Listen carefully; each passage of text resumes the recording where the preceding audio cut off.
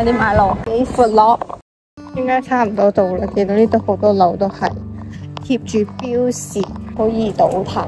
同埋佢已經係徵收晒噶啦，啲樓。我嚟到呢個租意巷，真係好正。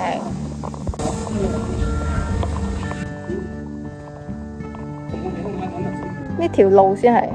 代表佢兩邊都係舊。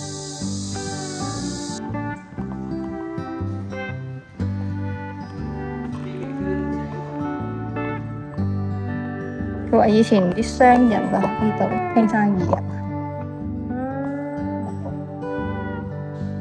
你睇下。瞓覺嗰張床咧？呢個係化妝箱啦，應該。係啊。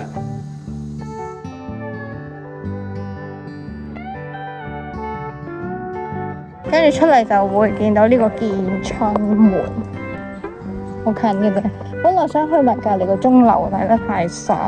之前我喺西安嗰個圍城可以踩單車嘅，跟住我哋而家喺圍城上面望落去就係樓下個浮橋。呢條浮橋睇落長過廣濟橋。嗰啲市場咁樣啊，嗰啲街市咁啊，好熱鬧呢度。宋城啊，呢度所以宋城。係啊，落去望下先。好大喎呢度，好多人小朋友係自己喺度捉嘢。東河浮橋有一個小小嘅魚市場，臘魚啊，唔識特產鹹魚，係咪鹹魚啊？跟住佢哋啲魚船都喺下面。哇，好多龜啊！佢捉啲龜嚟做咩啊？做龜苓膏、蝦苗。哇，點解咁多㗎？捉啲嘢翻煎，即係25蚊啦。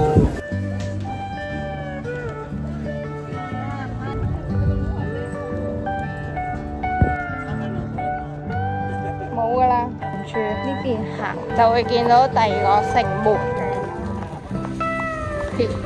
呢邊都冇話係蔣介石，我繼續行。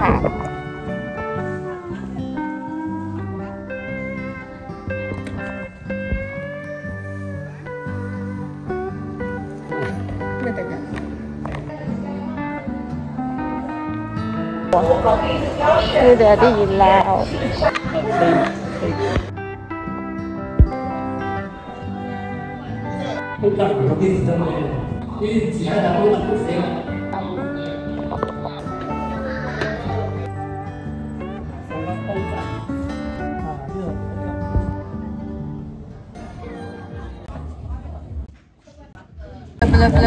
好大份哦！紅魚啊！有3種味，底下有個叫糖皮，即係好似涼皮咁咯，入晒味啦。嗰條啊啫。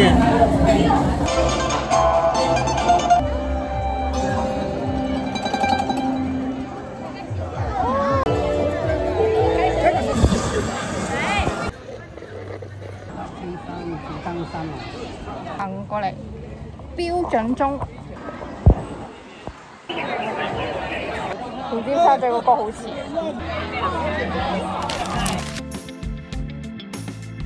佢計生日啊！但係你而家都半價，我都有優惠啊！唔知點解。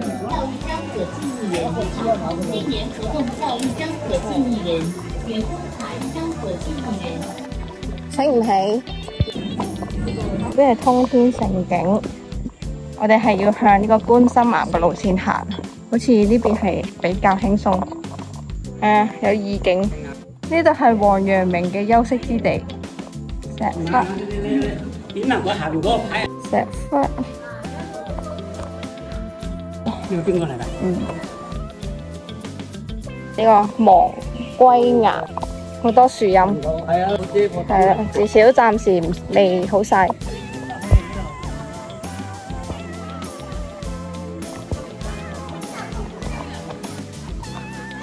貓貓都行山，跟住我哋去呢個龍虎岩。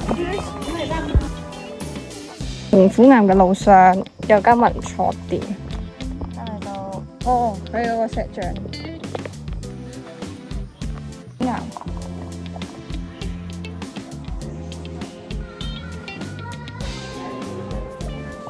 上面有好多水味啊，要落去嘅，一啲都唔辛苦。輕鬆，通天岩。睇到啊，有隻貓喺度嘅。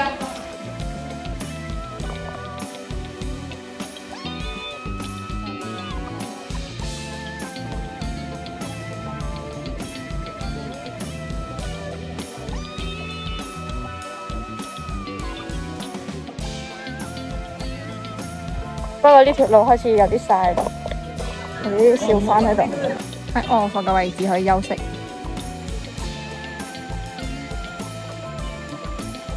有幾個貓喺度啊！Hello，一條內環應該就咁樣咯，中環應該出啲咯，我諗。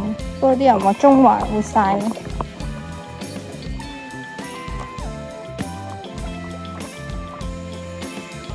呢啲就係芋頭啦，好大塊葉嗰啲。係啊。原來中湖係圍住我哋咁樣兜翻嚟，係咯，其實可行可唔行。如果唔行咧，應該直接可以喺臥佛嗰邊有出口落翻去。係啦，千祈唔好上山啦，嗰條樓梯就上山嘅。不過呢條橋都幾靚喎。呢邊冇咁高啊！哇，係喎，係喎，呢邊右邊係低啲。你話有高啊？還原湖出嚟就係頭先經過臥佛嗰個寺，準備下個出口啦。一陣一段好斜噶，上嗰下。3樣餸，2個主食，1個前菜，仲跟2個飯，2個湯，唔使1嚿。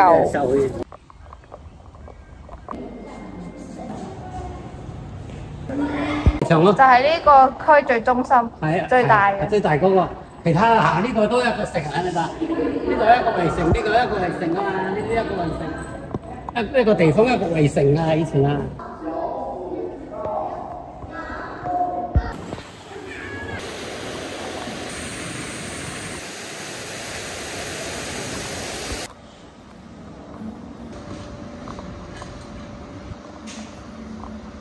中聯商城，呢個似係本地人嘅行街地方，嗌邊子咯，我哋去嗰間叫，都有人喎。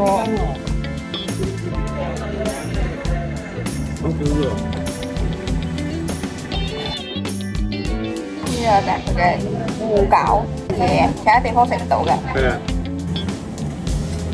呢個你睇就唔係嗰啲專買咗嘅。好凍油啊！